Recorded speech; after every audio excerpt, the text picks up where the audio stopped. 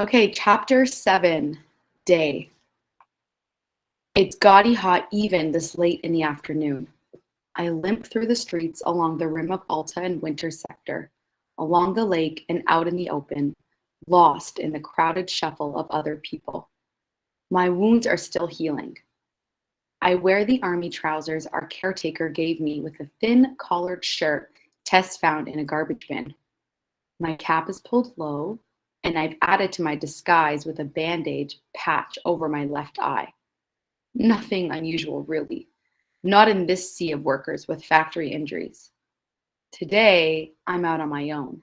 Tess is keeping a low profile several streets down, tucked away on a hidden second floor ledge. Never any reason to risk both of us if I don't have to. Familiar noises surround me. Street vendors call out to passersby, selling boiled goose eggs and fried dough and hot dogs. Attendants linger at the doors of grocery stores and coffee shops, trying to win customers over. A decades-old car rattles by.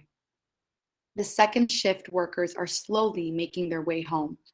A few girls notice me and blush when I look at them. Boats chug around the lake, careful to avoid the giant water turbines churning along the edge, and the shore's flood sirens are quiet and unlit.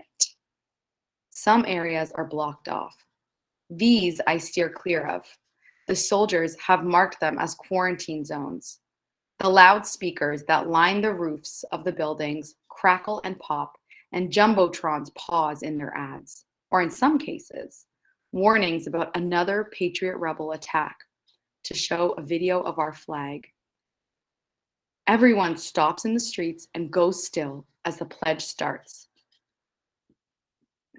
I pledge allegiance to the flag of the great Republic of America, to our Elector Primo, to our glorious states, to unity against the colonies, to our impending victory. When the Elector Primo's name comes on, we salute towards the Capitol. I mumble the pledge under my breath, but stay silent in the last two passages when the street police aren't looking my way. I wonder what the pledge sounded like before we went to war against the colonies. When the pledge ends, life resumes. I go to a Chinese-themed bar covered in graffiti. The attendant at the door gives me a wide smile that's missing several teeth and quickly ushers me in. We have real Tsingtao beer today, he murmurs. Leftover cases from an imported gift straight to our glorious elector himself. Goes until 6 o'clock. His eyes dart around nervously as he says this. I just stare at him. Tsingtao beer? Yeah, right. My father would have laughed. The Republic didn't sign an import deal with China, or as the Republic likes to claim, conquer China and take over its businesses, just to send quality imports to the slum sectors. More like, this guy's pretty far behind in paying his bi-monthly government taxes. No other reason to risk slapping fake Tsingtao labels on bottles of his home brew. I thank the man, though, and step inside. This is a good place as any to dig up information. It's dark. The air smells like pipe smoke and fried meat and gas lamps. I bump my way through the mess of tables and chairs, snatching food from a couple of unguarded plates as I go, then stuffing it beneath my shirt until I reach the bar. Behind me, a large circle of customers are cheering on a skiz fight. Guess this bar tolerates illegal gambling. If they're smart, they'll be ready at any minute to bribe the street police with their winnings, unless they're willing to admit out loud that they're making tax-free money.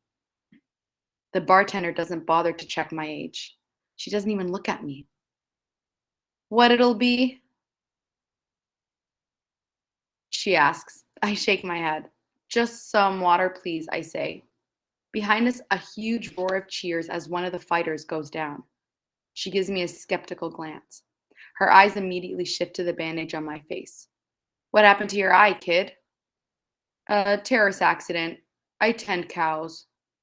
She makes a disgusted face. But now she seems interested in me. What a shame. You sure you don't want a beer to go with that? Must hurt. I shake my head again. Thanks, cousin, but I don't drink. I like to stay alert. She smiles at me. She's kind of pretty in the flickering lamplight, with glittering green powder over her smooth lidded eyes and a short black bobbed haircut.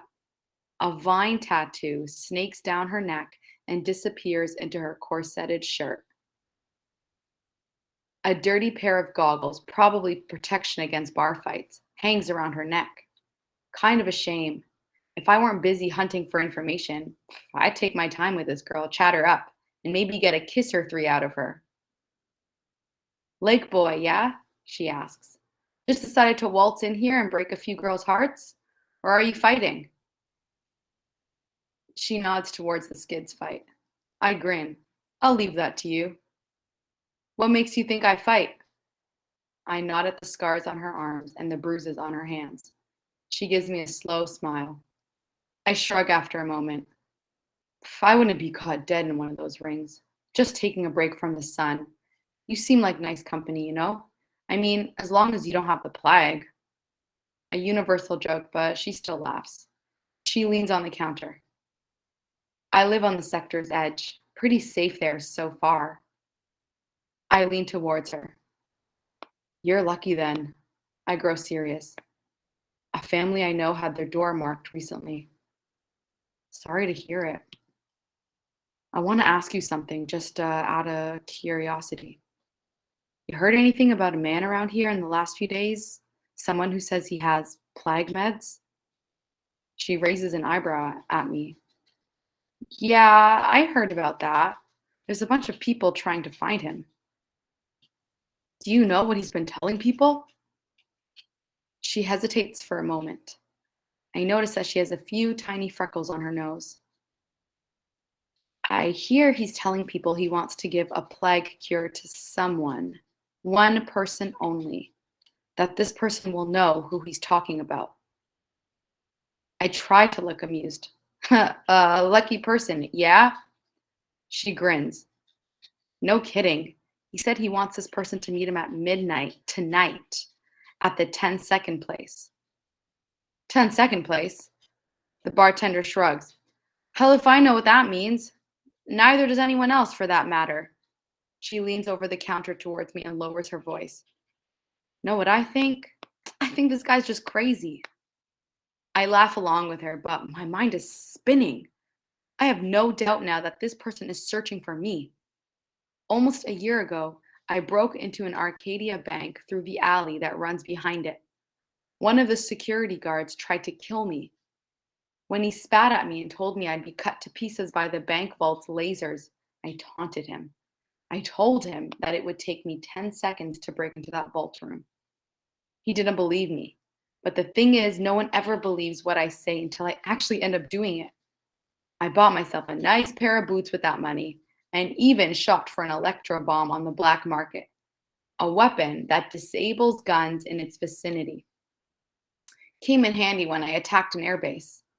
And Tess got an entire outfit, brand new shirts and shoes and pants and bandages and rubbing alcohol and even a bottle of aspirin.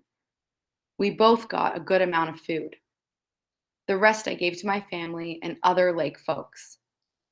After several more minutes of flirting, I say goodbye to the bartender girl and leave. The sun's still in the sky and I can feel beads of sweat on my face. I know enough now. The government must have found something at the hospital and wants to lure me into a trap. They'll send a guy to this 10-second place at midnight and then place soldiers along the back alley. I bet they think I'm real desperate. They'll probably also bring along plague meds, though, to tempt me out into the open. I press my lips together in thought. Then I change the direction I'm walking, off to the financial district. I have an appointment to keep.